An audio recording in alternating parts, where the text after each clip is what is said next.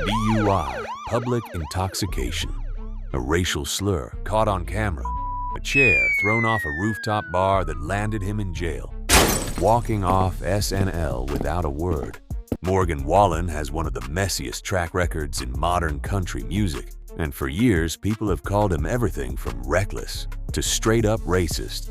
But here's the thing nobody talks about. Some of the people who know him best, including rappers who had every reason to walk away, are telling a completely different story.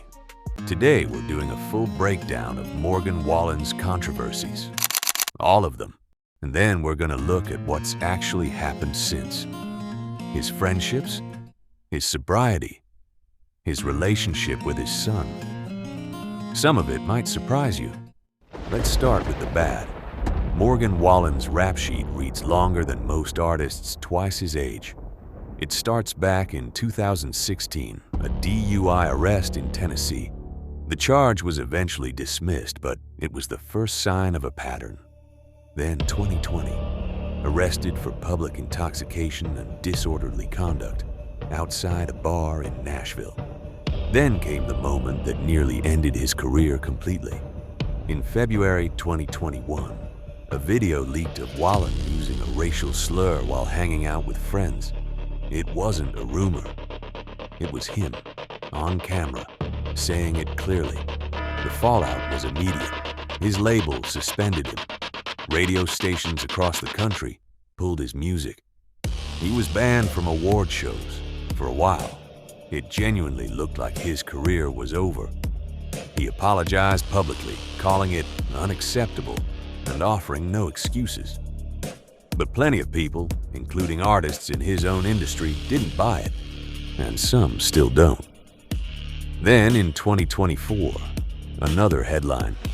Wallen was arrested after allegedly throwing a chair off the roof of a Nashville bar. He pled guilty to 2 misdemeanor charges and actually served jail time. And even into 2025 and 2026, the chaos hasn't fully stopped. An abrupt, awkward exit after his SNL performance, a piano flip mid-concert, tour cancellations.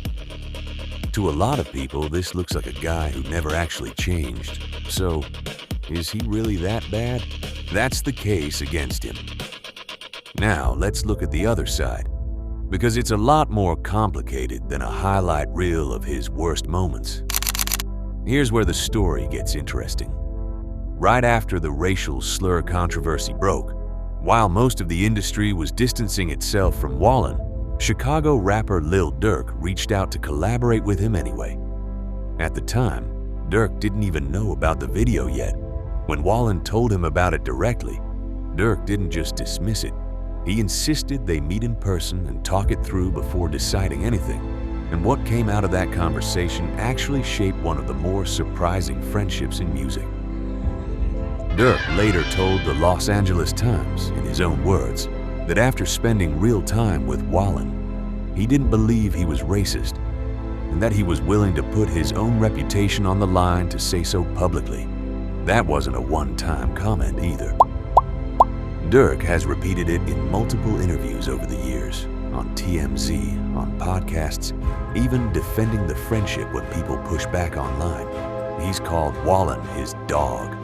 He has said he ain't canceled, and the two went on to release 2 songs together, Broadway Girls and Stand By Me, both of which charted.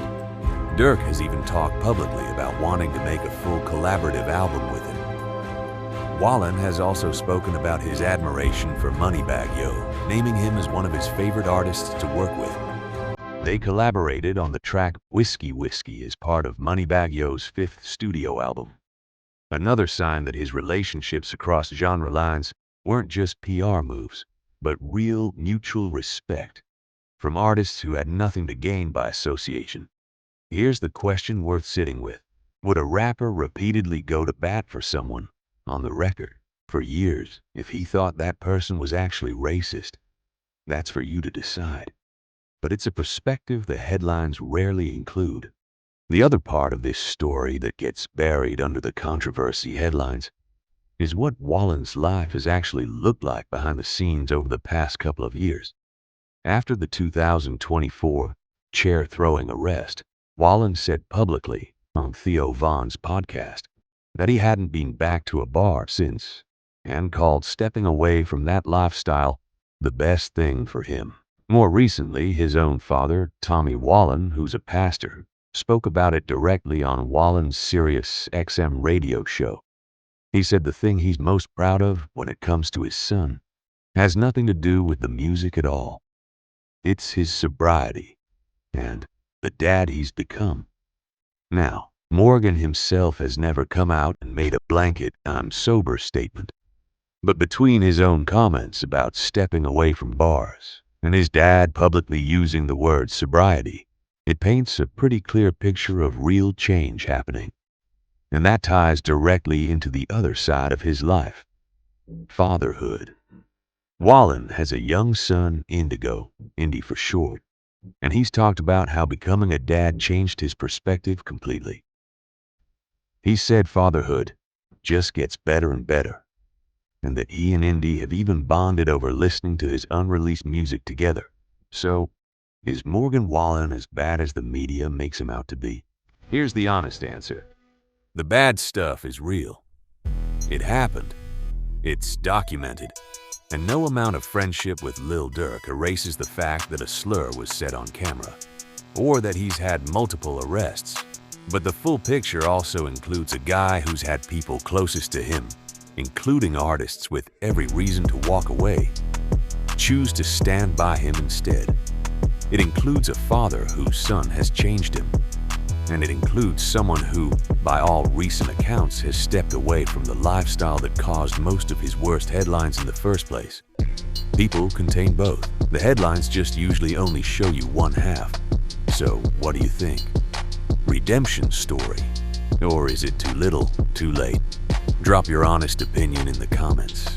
If you want more deep dives like this, on the real stories behind country music's biggest names, hit subscribe.